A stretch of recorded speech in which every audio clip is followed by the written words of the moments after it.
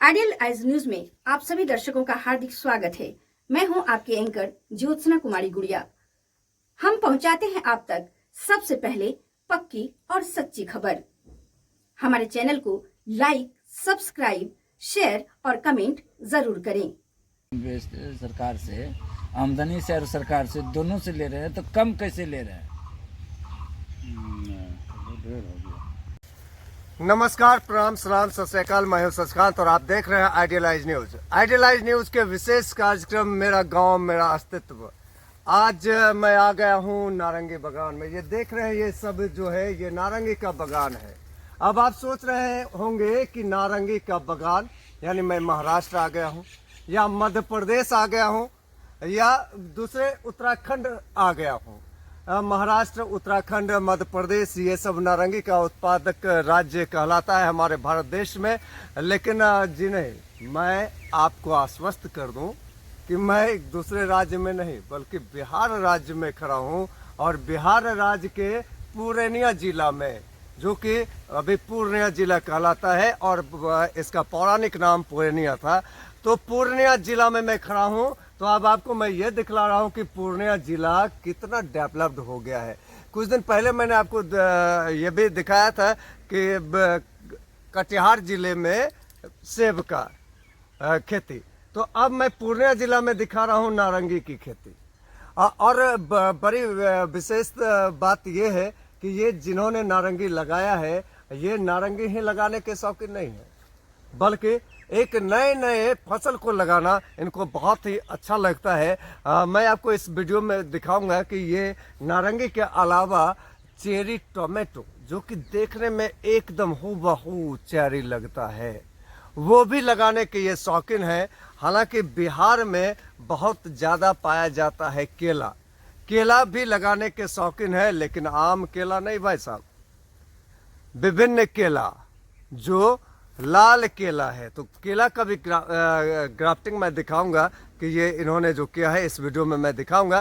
फिलहाल मैं बातचीत करता हूं नारंगी के विषय में कि नारंगी लगाने में, जहां की नारंगी के लिए यह जलवायु सिद्ध नहीं होता है पूर्णिया जिला, तो पूर्णिया जिला में ऐसे चीज़ों का खेती करना ये बड़ा ही टफ है। आपको ये मैं बता दूं कि जो इन्होंने खेती लगाया है उनका नाम विनोद जी है। विनोद जी के द्वारा लगाए गए नारंगी, जो नारंगी उत्पाद हुआ था, इनका स्वाद तत्कालीन डीएम जो पहले थे, तत्कालीन डीएम डॉक्टर एन सरवणन ने भी टेस्ट लिया है यानी चखा है।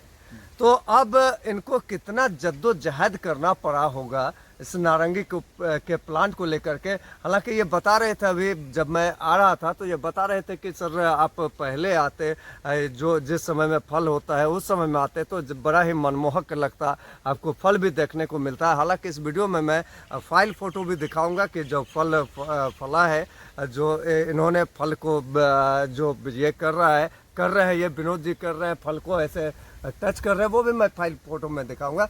लेकिन ये पूरी जानकारी मैं इनसे ही लेता हूं, इनके मुख से मुखातिब होता हूं और जानना चाहता हूं कि कितनी जद्दोजहद करनी पड़ी थी इन्हें इस खेती के लिए और कितना संघर्ष करना पड़ता है। और हमें ये बता रहे थे कि सर अभी जो खेती आप देख रहे हैं, तो यहाँ के जो कृषक हैं, यहाँ के जो आसपास के कृषक हैं, वो जानकारी के अभाव में घास छिड़कने वाला, जो घास को जलाने वाला जो होता है, वो मेडिसिन जो है घास पे छिड़कते इस पे भी छिड़क दिए। तो जैसे कि दिखाइए, यहाँ पे एक प्लांट है, सूखा हुआ प्लांट है यहाँ, तो इस पे उस कृषक ने, जो लेबर था, उस लेबर ने इस पे भी छीड़ दिया, जिससे इसका जो है पत्तियां और टहनियां जलने की स्थिति में आ गई थी। तो बहुत जद्दोजहद करके इसको फिर ये जिंदा कर रहे हैं और फिर इसमें फल लाएंगे। और फल लाने के बाद जो है, जो इसका स्वाद है, इनके स्वाद के विषय में ये बता रहे थे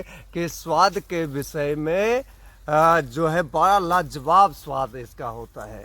तो अब मैं जब इनसे बातचीत कर रहा था ऑफ कैमरा, तो मैंने कहा कि नारंगी तो खट्टा होता है भाई साहब। इन्होंने कहा जी नारंगी खट्टा होता है, लेकिन खट्टा और मीठा का स्वाद कैसे आता है आपको पता है? हमने कहा जी नहीं।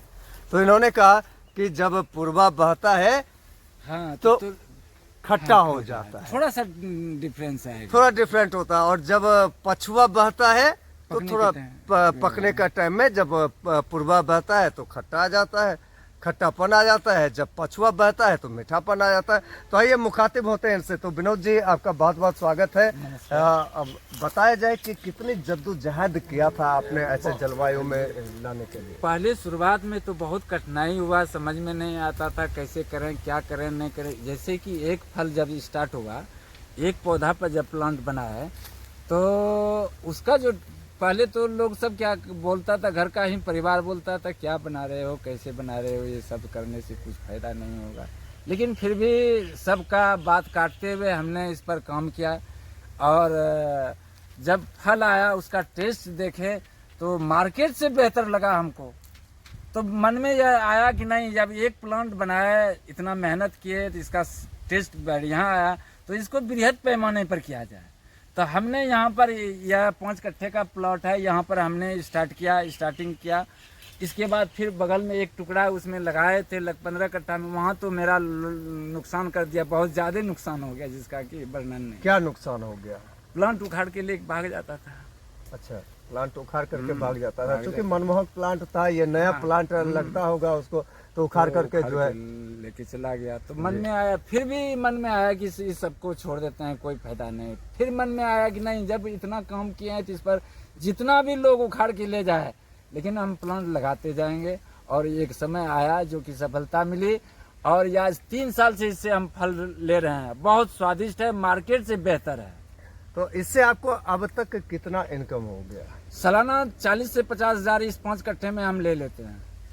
40 से 50 हजार 5 कट्ठे में सालाना ले लेते हैं। सरकार की योजना भी लेते हैं, और इसमें जो फल आता है उसको बेचकर उससे भी पैसा मिल लेते हैं। अच्छा, इसमें लागत क्या होती है? अगर मान लीजिए 5 कट्ठे में कोई नया किसान लगाना चाहे तो उसे लागत क्या पड़ेगा? 5 कट्ठे में कम से कम 80 पौधा लगेंगे जी। और उसमें लगाने के टाइम में उसमें दोमट में कंपोस्ट, एक गड्ढे में कम से कम 5 केजी कंपोस्ट खाद दिया जाएगा। और उसमें अंग्रेजी खाद हम नहीं यूज किए हैं अब तक में। 7 साल के दरमियान में अभी इसमें एक जगह भी रासायनिक खाद नहीं यूज किए हैं, सिर्फ नीम का खल्ली यूज किए हैं। नीम का खल्ली? नीम का खल्ली। अच्छा, अगर कोई अंग्रेजी खाद इस्तेमाल करना चाहे तो वो कर सकता है क्या? थोड़ा थोड़ा मात्रा में आप कर सकते हैं, स्टार्टिंग पीरियड में कर सकते हैं। उसके बाद फिर धीरे धीरे उसको नेचुरल होकर छोड़ देना है। नेचुरल होकर छोड़ देना है। नीम का खल्ली आपने कहा, नीम का खल्ली कैसे तैयार होता है? नीम का खल्ली मार्केट में बढ़िया बहुत सी कंपनी आए हुए हैं, उसमें से बढ़िया सी जो वैरायटी कंपनी का है उसका, यानी कि नीम का खल्ली जो है उसका प्रोसेस किया हुआ मिलता है, और वही इसमें डाले हैं। 5 कट्ठे में 25 केजी डाले हुए हैं। अच्छा, ज्यादातर देखा जाता है कि जितने भी खट्टा वाले फल होते हैं वो उसमें से ज्यादातर कांटेदार होता है, जैसे कि नींबू कांटेदार है। तो क्या यह प्लांट भी कांटेदार होता है? कांटेदार होते हैं, लेकिन बाद में वह धीरे धीरे वह कांटा धीरे धीरे हट जाता है। कांटा हट जाता है। तो इससे आप लोगों को कोई दिक्कत तो नहीं होती है जब फल तोड़ने? नहीं, कोई प्रॉब्लम नहीं, बहुत आसान होता है तोड़ने में, कहीं कठिनाई नहीं होता है। कितनों भी फल लग जाए इसमें, ऐसे लचक जाएगा, लेकिन फिर भी यह गाछ नहीं टूटेगा। अच्छा, गाछ नहीं टूटेगा? नहीं टूटेगा, यानी ये डाल नहीं टूटता? नहीं, डाल यह डाल तो देखने में बहुत कमजोर रहता है, लेकिन बहुत स्ट्रॉन्ग, बहुत स्ट्रॉन्ग है, बहुत स्ट्रॉन्ग है। तो अच्छा, इस तरह की बातें आपके दिमाग में कैसे आ गया कि हमें नारंगी लगाना है? दूसरा फसल भी आप, अगर यहाँ बगल में मक्का लगा हुआ है, मक्का लगाते तो इससे ज्यादा पैसा आप कमा लेते? नहीं, इससे अधिक मक्का से अधिक इस फसल से मक्का में अधिक फसल कभी नहीं आएगा। कभी नहीं आएगा? कभी नहीं आएगा। जैसे संतरे का प्लांट लगाए, बीच में मिश्रित खेती किए, इसमें पपीता लगा दिए, मिर्ची लगा दिए, बैगन लगा दिए। 3 साल तक तो आराम से हम इसमें खेती कर दिए, मिश्रित खेती। जब तक फल संतरे का नहीं आ रहा है तब तक मिर्ची का खेती ले रहे हैं। यानी जब तक ये पौधा बड़ा नहीं हुआ था तब तक आप मिश्रित खेती करते रहे। तो आप इस तरह की खेती लेकर के आए हैं पूर्णिया के रुपौली प्रखंड में, और तिनटेंगा गांव का नाम तिनटेंगा गांव में। तो इस तरह का चीजें तो यहाँ के कृषक, स्थानीय कृषक को नहीं आ सकता। आप कहाँ से आए ये टेक्निक लेकर के? टेक्निक, हमारे दादाजी पहले ग्राफ्टिंग व्राफ्टिंग करते थे फूलों में, तो हमारे भाई साहब गए थे नागपुर ट्रेनिंग आत्मा के माध्यम से। तो वही यहाँ आके बोले भैया जी थोड़ा सा आप इसमें ग्राफ्टिंग कर दीजिएगा, तो ऐसे ऐसे तो संतरे का प्लांट तैयार हो जाएगा। इसी ध्यान से उस पर हम काम करना शुरू किए। यानी विरासत से आपको मिली। तो विरासत से मिली तो क्या उसके बाद भी आपने कहीं प्रशिक्षण लेने का काम किया? हाँ, आत्मा के माध्यम से प्रशिक्षण। कहाँ कहाँ लिया आपने? जैसे मैं महाराष्ट्र गए, मैं उसके बाद शिमला थी, मुजफ्फरपुर गए, गंगानगर नहीं गए, जैसे पटना गए, यही 2-3 जगह ऐसे संस्थान गए, 4-5 जगह, जो कि हमारे राज्य के बाहर 2 जगह गए, दिल्ली गए और महाराष्ट्र गए, और एक क्या कहते हैं, नाम भूल रहे हैं, इलाहाबाद बाहर 3 ही जगह हम गए हैं ट्रेनिंग में। एक दिल्ली, एक महाराष्ट्र और एक प्रयागराज, 3 जगह गए हैं। तीनों जगह, एक में महाराष्ट्र जो गए थे सिर्फ G9 का वहाँ विजिट के लिए गए थे। दिल्ली में जो गए थे हम रिसर्च सेंटर SIR, वहाँ पर जो हमें मेन चीज़ वहीं हमको ट्रेनिंग में ज्ञान मिला, बताया वहाँ के वैज्ञानिक किस तरह सीड बनाया जाता है जी। और वहाँ से आके हम पहली बार यहाँ पर सालजम का सीड, ब्लीडर सीड को लाके हम यहाँ पर 5 साल तक तैयार किए। उसको रखने का यानी किस टेम्परेचर पर उसको रखना है, कैसे कैसे उसका क्या क्या प्रॉब्लम आता है, उस बाधा को हमने पार करते हुए 5 साल तक हम उस सीड को रखे। उसके बाद फिर हटा दिए उस सब, सलजम को हटा दिया आपने। तो उसके बाद फिर हम मक्का पर काम किए। मक्का पर किए तो सबसे बड़ी बात सीड है कि जब सब सीड तो बना लिए, लेकिन अगर रखने की सुविधा नहीं है तो सारा सीड आपका गड़बड़ा जाएगा। और मेरे साथ वही हुआ, जो उसका रखरखाव होता है सही ढंग से मेंटेन नहीं कर पाए, जो कि अगले साल के लिए फिर हम बाधित हो गए। सरकार की तरफ से हम तो यही चाहते हैं कि अगर हमें मिल जाए सारी सुविधा तो हम यूनिवर्सिटी के यानी KVK के माध्यम से हम प्लांट हर टेक्नोलॉजी देने के लिए हम तैयार हैं। अच्छा, ये नारंगी का जो आपने पौधा लगाया है, ये लगाने का उपयुक्त समय क्या है? किस समय में लोग लगा सकते हैं? हमारे यहाँ जो क्लाइमेट है 365 दिन है जी। कभी भी आप लगा सकते हैं। अच्छा, हाँ। कहीं दिक्कत नहीं है। पौधे के साथ एग्रीमेंट भी है किसान के साथ कि अगर पौधा मरता है तो उसके बदले आपको पौधा दिया जाएगा। 3 साल तक अगर जब तक फलता नहीं है तो वह सारा गाइडलाइंस में रहेगा। ये एग्रीमेंट आप करते हैं? आप यानी लोगों को प्रोवाइड करते हैं। तो अच्छा, ये क्लाइमेट तो उपयुक्त है। हाँ, फर्स्ट क्लास क्लाइमेट है। क्लाइमेट उपयुक्त है, फर्स्ट क्लास है। तो इसका टूटने का समय क्या है? मतलब किस समय में ये फल देता है? फल यानी कि जब फ्लावरिंग स्टार्ट होता है जनवरी से लेके मार्च तक जी। फ्लावरिंग कभी जनवरी में भी आ जाता है, कभी फरवरी से 15 मार्च तक फ्लावरिंग होता है। उसके बाद फिर यानी दशहरा से फिर इसका मार्केटिंग आप कर सकते हैं, कहीं दिक्कत नहीं। दशहरा से इसका मार्केटिंग फर्स्ट क्लास हो जाएगा। अच्छा, हाँ जी। और कुछ बता रहे थे? और उस समय मार्केटिंग 70 से 80 रुपया kg बिकता है, यानी किसान से लेके जाता है। उस समय के दशहरा के टाइम में लगभग हमारे यहाँ कहीं संतरे का फल नहीं आता है, और हमारे यहाँ बिहार की ऐसी क्लाइमेट है कि आप दशहरा में संतरा ले सकते हैं। अभी जब मैं घुस रहा था तो मैंने देखा कि यहाँ पे छोटे छोटे जंगल भी हैं इसमें, तो इस जंगल के विषय में आप बताएंगे। हाँ। जैसे कि यह छोटा सा जंगल है यहाँ पर, यह अधिक अगर इसको हम खींच लेते हैं तो इसका जितना भी जड़ आता है तो ऊपर रहता है, बारिश आ गया है तो अगर इसको हम खींचेंगे ऐसे साफ कर देंगे तो टेम्परेचर हीट करेगा तो इसका फल झड़ने का चांस रहता है। इसलिए इसको उखाड़ना नहीं, इसको कटिंग करना है जी। या कटिंग मेन चीज है, ये कटिंग मेन चीज है। हाँ। जड़ इसका जो है एक दूसरे को पकड़ के रखता है जी। यह घास, छोटा घास हर हाल में चाहिए, बड़ा घास नहीं। जैसे यह सब एंगल, ये सब घास, ये सब तो कटिंग होगा। और इसमें जो कटाई वाला जो होता है मशीन जी, वह काटने के बाद यह जो वेस्ट पदार्थ जो हो गया वह खाद के रूप में, हरी खाद के रूप में प्रयोग पौधे में आ गया। 2 फायदा हो गया, सफाई भी हो गया और वह खाद भी बन गया। यानी टेम्परेचर को बनाए रखने के लिए, क्लाइमेट को बनाए रखने के लिए आप ये काम करते हैं। तो कितना डिग्री सेल्सियस टेम्परेचर इसको चाहिए? यह लगभग 40 डिग्री 30 डिग्री 28 डिग्री से जो जहाँ मैच्योर्ड है संतरे के लिए वह परफेक्ट है हमारे बिहार के लिए। बिहार के लिए परफेक्ट है।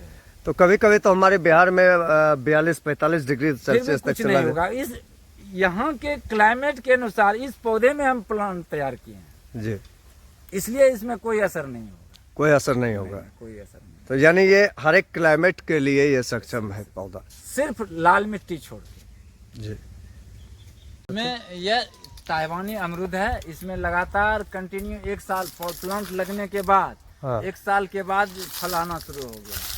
इसमें है कि सीड की संख्या कम होगा, गुद्दा की मात्रा अधिक होगा और टिकाऊपन अधिक है। हाँ, इसका स्वाद बहुत मीठा, बहुत मीठा। फल वो बड़ा बड़ा मीडियम, यानी 250 ग्राम से लेकर 200-250 ग्राम तक का फल। अच्छा, वो सबसे ज्यादा तो प्रचलित हमारे भारत देश में इलाहाबादी अमरूद का है। इलाहाबादी है, हाँ, लेकिन यह टेक्नोलॉजी ताइवानी टेक्नोलॉजी से तैयार किए हैं। बता रहे थे कि लाल मिट्टी लाल को मिट्टी छोड़ के और काली हो, दोमट हो, बलुई हो, जो भी हो उसमें सारा मैच्योर्ड है मिट्टी। तो भाई साहब, इंसान कई प्रकार के होते हैं धरती पे, और कुछ इंसान होते हैं कि लिक जो बना हुआ है उसी लिक पे चलना शुरू कर देते हैं, और कुछ इंसान होते हैं अपना एक नया लिक बनाते हैं और उस पे चलना शुरू करते हैं। यानी संघर्ष से भरा तो होता है, लेकिन जब वो चलना शुरू करते हैं तो उनके बनाए हुए लिक पे ना सिर्फ वो चलते हैं बल्कि कई लोग चलना प्रारंभ करते हैं। तो ऐसे ही कृषक को मैं आपको अभी दिखा रहा हूँ, दिखाया, बातचीत सुना रहा हूँ, और ये आप देख रहे हैं। तो मैं इनके विषय में ये कहना चाहूँगा कि ये किसी से कम नहीं है। इन्होंने यह साबित कर दिया कि हम भी किसी से कम तो नहीं, तूफान उठाने आए हैं, तूफान उठाकर मानेंगे। यानी तूफान सिर्फ ये उठा करके नहीं माने हैं, बल्कि तूफान उठाकर इन्होंने दुनिया बदल दिया है। दुनिया को बदलने आए हैं, दुनिया को बदल कर मानेंगे। दुनिया बदल दिया इन्होंने। रुपौली जैसे प्रखंड क्षेत्र में नारंगी का खेती हो जाना या चेरी टोमेटो जैसे चीज़ों का हो जाना, ये अपने आप में एक मायने रखता है। और ये अब तो कुछ नए पौधे भी लेकर के आने वाले हैं। हालांकि कुछ पौधे पहले से भी देखने को मिलता है पूर्णिया जिला में, जैसे अंगूर का पौधा। तो ये बता रहे थे ऑफ कैमरा कि मैं कुछ नया पौधा लेकर के आऊँगा। तो इनके जज्बा को मैं सलाम करता हूँ। हाँ। मेरा नाम विनोद कुमार मंडल है और मेरा घर तिनडेंगा है। रुपौली प्रखंड, रुपौली जिला पूर्णिया के निवासी हूँ।